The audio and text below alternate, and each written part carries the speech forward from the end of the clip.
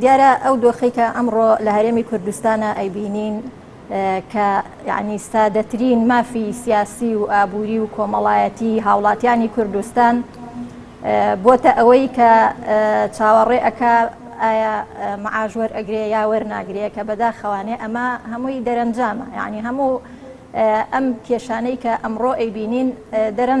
دەرەنجامی ئەو سیاسەتە هەڵەیەی کە لە هەرێمی کوردستانە پیادە کراوە. دیارە کۆمەڵێک هۆکار هەن کە هەرێمی کوردستانی بەم دۆخە گەیاندووە لە ڕووی ئەوەی کە ئێمە کێشەی هەرێمیمان هەیە، کێشەی ناوخۆییمان هەیە، لە ناوخۆیە کێشە هەیە، لەگەڵ حکوومەتی ناوەندا کێشە هەیە و لەسەر ئاستەکەی تریشی لە چوارچێوەی هەرێمایەتی و نێودەوڵەتیە کە بێگومان هەرێمی کوردستان کێشەی هەیە.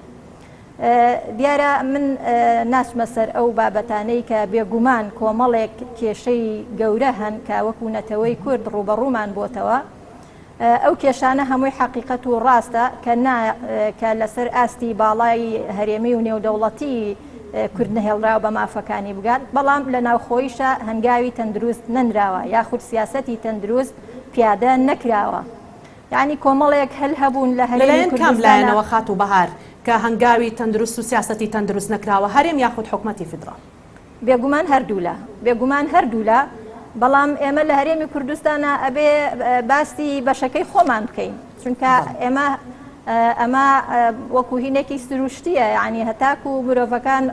خۆیان چاک نەکەن ناتوان دەور و پشت چاکەن لەسەر ئاستی باڵاش هەتا کورد خۆی هەنگاوی تەندروست نەنێت ناتوانێت لەسەر ئاستی عێراق ئەوە بکات، چونکە ئەمیش هەڵا ئەکا بەرامبەر بەوەی کە ئەیکاتە پاساوێک و بیانوویەک ئەیدا بە حکوومەتی ناوەند، خۆی حکوومەتی ناوەند بە درێژایی بڵێن حکومڕانی ئەگەر بڵێن بۆ درێژایی مێژوش بگەڕێنەوە حکوومەتەکانی پێشوو ڕژێمی پێشوو و ئەو حکوومەتانەش کە لە دوای ئازادی عێراق مافی کوردیان نەداوە و هەمیشە لە هەوڵی ئەوەدا بوون کە مافی کورد پێشێل بکەن، بەڵام ئێمە چەندێک هەلمان لە دەستداوە، چەندێک دەرفەتمان لە دەستداوە لەو ڕوانگەوە کە ئێمەش سیاسەتێکی تەندروستمان نەگرتۆتە بەر. هەر ئێمە پێش ئەوەی کە عێراق ئازاد بێ هەرێمی کوردستان ئازاد بووە، ئەیکەواتە بۆچی یعنی ئێستا گەیشتوین بەم دۆخە؟ بێگومان ئەواتە پێدوانیە خۆشمان بەشێک بووبێتین کە هۆکار بووبێتینەوە دەرفەتانەمان لە دەستداوە؟ بێگومان سیاسەتی هەڵەی هەرێمی کوردستان و بە تەحدیدیش چونکە ئێمە ئازانین هەرێمی کوردستان دوو حیزبی باڵادەست لە هەرێمی کوردستانە سیاسەتیان کردووە یاخود بڵێن دەسەڵاتیان گرتوۆتە دەست و جڵەوی هێزیان گرتوۆتە دەست. ئەم دوو حیزبە خۆی حیزب هۆکارێکە بۆ ئەوەی کە بڵێن ژیانی سیاسی ڕێک بخات، بۆ ئەوەی کە ململانیەکان ڕێک بخات، بۆ ئەوەی کە بڵێن دەستا و دەستپێکردنی دەسەڵات ئەنجام بدات. بەڵام لە ڕاستیە لە هەرێمی کوردستانە حیزب نەبووە ئەو ئامرازە بۆ ئاڵوگۆڕی ئاشتیانەی دەسەڵات، بۆ ئەوەی کە حکوومەتێکی تەندروستدا بمەزرێنێ کە خزمەتی خەڵک بکە، واتە حیزبی سیاسی هەنگاوی نەنا لە چوارچێوەی بڵێن دامەزراوەی سیاسی و بە شێوازێکی یاسایی هێندەی حیزب بووە کۆمپانیا یاخود وەکو خێزانێک کە مامەڵەیان کردو دەستیان گرت بەسەر جڵەوی هێزە. یعنی هێز لە هەرێمی کوردستانە موسساتی دەستوری و یاسایی نایبا بەڕێوە، بەڵکو بنەماڵە و بەڵکو حیزبەکان ئەیبا بەڕێوە، لە ناو حیزبەکانی شاوەکو وتمان هەندێک بنەماڵە و لە ناو بنەماڵەکانیشدا هەندێک ئەشخاص کە ئەمانە بەڕاستی لە هەرێمی کوردستانە یعنی کێشەی قوڵن، هەتاکو هەرێمی کوردستان حیزبی سیاسی لە هەرێمی کوردستانە نەبێتە ئامرازێک بۆ خزمەتکردنی خەڵک، بۆ ئەوەی کە بتوانێت ئاڵوگۆڕی ئاشتیانەی دەسەڵات بکە، ململانەی سیاسی لە چوارچێوەی دامەزراوەی سیاسی و دەستوریە بکە، ئەوە تا ئێمە دوای چەندین ساڵ حکومڕانی تازە بەتازە باسی ئەوەکەین کە دەستور ضرورە یا ضرور نییە. لە کاتێکا دەستور بڕبڕی پشتی یعنی بەڕێوەبردننی حکومڕانیە دەوڵەتە یاخود بڵین هەرێمە، کاتێکە ئەوە نییە ئەمە وەکو دەستور، وەکو ئەوەی کە سەرەتاییترین ماف لە ئێستاە یعنی ئەزانین کە موچەی خەڵک بۆ تا قوربانی ئەو ململانێ سیاسیە ناشەریفانە کە لە نێوان حکوومەتی ناوەند و لە نێوان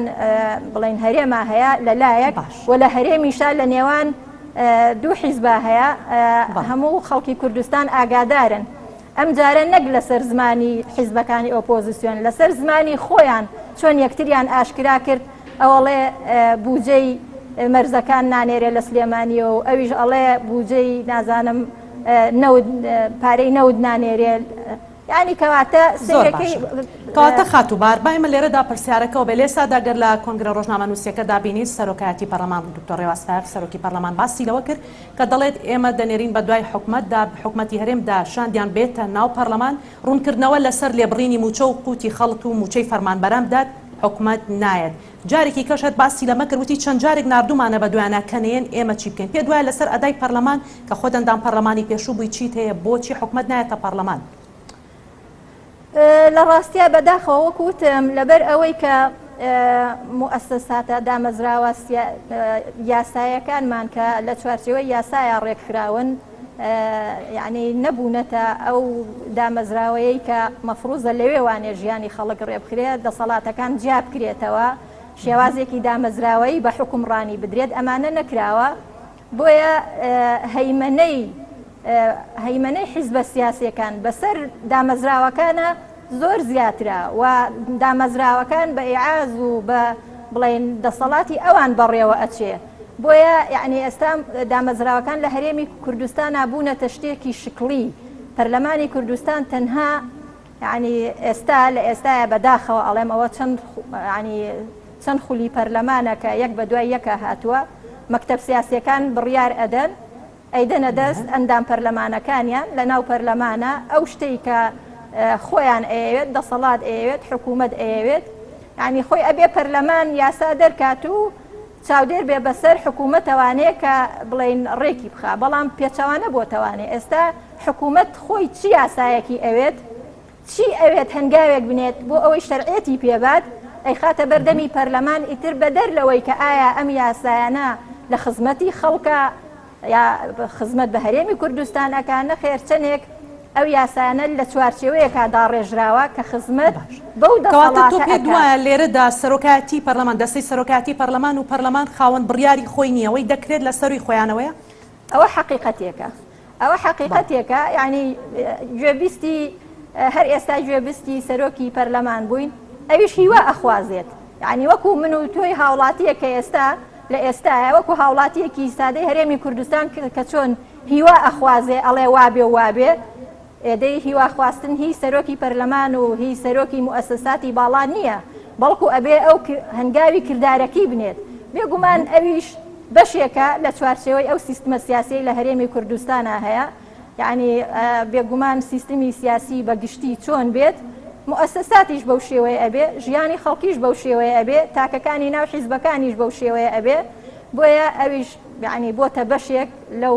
بڵێن سیستما کە چەند کەسانێک لە هەرێمی کوردستانە پیادەی ئەکەن لە ناو حیزبە سیاسیەکانە زۆر باشە بەڵام لە ئێستاشدا هەر لە کۆنگرە ڕۆژنامە نووسەکەدا سەرۆکی پەرلەمان دەڵێت سەرۆکایەتی پەرلەمان بە ئامانج دەگیرێ بۆ ناشرینکردنی بۆەوەی بۆ پەردەپۆشکردنی ئەو بابەتانەی کە لە حکومەت و لە هەرێمی کوردستاندا ڕوودەدات تۆ چی دەڵێی لەو بارەوە بێگومانەوە لە هەرێمی کوردستانە ململانەی سیاسی هەیە لە نێو سەرجەم حیزبە سیاسیەکانە لە ناو حیزبە سیاسیەکان خۆشیانە ململانێ هەیە بێگومان هەموو مؤسسات لە هەرێمی کوردستانە و خەڵکی هەرێمی کوردستان تەنانەت لەسەر ئاستی تاکەکەزی لە هەرێمی کوردستانە دۆخێک خوڵقاوە یعنی بەداخەوە ئەڵێم یعنی خەڵکی میزاجی تێک چووە خەڵکی یعنی بەڕاستی تووشی حاڵەتێک بووە یعنی بێمتمانەی دروست بووە لەو بێمتمانەیەوە توندوتیژی دروست بووە بەرامبەر بە یەکتر یعنی لە جیاتی زمانی گفتوگۆ و حیوار و پێکەوە هەڵکردن بۆتە ململانەیەکی سیاسی ناشەریف یەکتر شکاندن کە ئەمڕۆ سۆشیال میدیا زۆر ڕۆڵێکی گرنگ ئەبینێ لەوەی کە یەکتر ئەشکێنین بێگومان ئەوە بەشێکە لەو ململانەیەی کە لە هەرێمی کوردستانە هەیە کە ئەمەش بێگومان وەکوتم دەرەنجامی ئەو سیاسەتە هەڵەیە کە حکومڕانی لە هەرێمی کوردستانە پیادەی کردووە چونکە لە هەموو وڵاتێکە کە شەڕ و بڵێن نەهامەتی بەسەر وڵاتێکایەت بەسەر شوێنێکایەت ئیش لەسەر خەڵکەکەی ئەکرێت بۆ ئەوەی لە ڕووی دەرونیەوانێ ساڕێژی برینەکانیان بکرێت بۆ ئەوەی لە ڕووی خزمەتگوزاریەوانێ برەو بە ژیانیان بدرێ ژیانێکی خوشگوزەرانیان بۆ دابین بکرێت بەڵام بەداخەوە خەڵکی هەرێمی کوردستان ئەو هەموو قوربانیەیدا لە شاخ چەند پشگیری کردن ئەو هەموو نەهامەتی کە بەسەر کورداها و لە چیمیابارانکردن و لە ئەنفالکردن و لە قوربانیدانی گیانی ڕۆڵەی کوردستان چەندین یعنی خوێن ڕژا چەندین کەس شەهید بوو لە پێناوی هەرێمی کوردستانە و لە پێناوی گەلی کووردا بەڵام دەرەنجامەکەی ئەوە بوو کە ئەمان قۆرخی هەموو ئەو دەستکەوتانەیان کرد بۆ خۆیان و هێز و نفوزیان بۆ خۆیان زیاد کرد لە جیاتی ئەوەی کە خزمەتی خەڵکی هەرێمی کوردستان بکەن بێگومان میزاجی خەڵک تێگەچێ بێگومان ژیانی سیاسی تێک ئەچێ ململانێ دروست ئەبێ خەڵک فێری ئەوە نابێ ژیانی طبعاً بەشێکی ئەساسی ئەرکی حکوومەت ئەوەیە کە ژیانی خەڵک ئارام کە ئاسایشی بۆ دابینکە لە هەموو ڕووکارەکانەوە بەڵام بەڕاستی بچووکترین ئەرکی هەڵنەگرتووە حکوومەت یعنی وەکو ئەوترێ زۆر جار ئێمە ئەبینین کاتێک کەناڵەکان مخابەلەی هاوڵاتیان ئەکەن یعنی بەڕاستی زۆر جار ئەڵێن ئەگەر حکوومەت ئاوا بێ بە منیش ئەبرێ بەڕێوە ئەو قسەیە هەر هاوڵاتیەک ئەیکار ڕاستە چونکە بەڕاستی حکومڕانی ئاوا ناکرێت یعنی ئەمە حکومڕانیە نییە ئەکرێ بەڕاستی بە کەسێکی سادەش ئەکرێ دوو لە ڕێەوە بە شێتێکیش ئەکرێ یعنی ئەگەر حکومڕانی ئەوە بێ هیچ مەسئولیاتێکی لەسەرشان نەبێ تەنانەت سادەتری مافی هاوڵاتی کە موچەکەیەتی یعنی ئەوە بە هەموو کەس ئەکرێ بۆیە بەڕاستی ئەبێ دەسەڵاتی سیاسی بە خۆیان بچێتەوە ئەم حیزبە سیاسیانە ئەبێ بە خۆیان هابچنەوە ئەو هەیمەنە و نفوزەی کە بۆ خۆیان قۆرخ کردووە ئەبێ بەڕاستی جارێکی تر بێن لەگەڵ خەڵکە ئاش ببنەوانێ ئەبێ سەرجەم ئەو سەرچاوەکانی هێز لە هێزی سیاسی لە هێزی ئابووری هەموو بڵێن ڕۆشنبیری هەموو بوارەکانی تر یعنی ئەبێ لەگەڵ خەڵکات بەشی بکەن بە تایبەتی کە بواری ئابووری کە بڕبڕەی پشتی هەموو سەرچاوەکانی ترە ئەبێ بەڕاستی لەگەڵ خەڵکە لەگەڵ هاوڵاتیە ئاش ببنەوانێ و ئەو دەستکەوتانە بەشکەن لەگەڵ هاوڵاتیە هەر کاتێک ئەو کاتێک کە حکوومەت بە ئەرکەکانی خۆی هەستا بێگومان هاوڵاتی بە ئەرکی خۆی هەڵئەسێت. بەڵێ سپاس بۆ خاتوبار عەبدوڕەحمان ئەندامی پێشووی پەرلەمان سپاس بۆ بەشداریکردن لە ناوێنی ڕۆژ لەگەڵمان.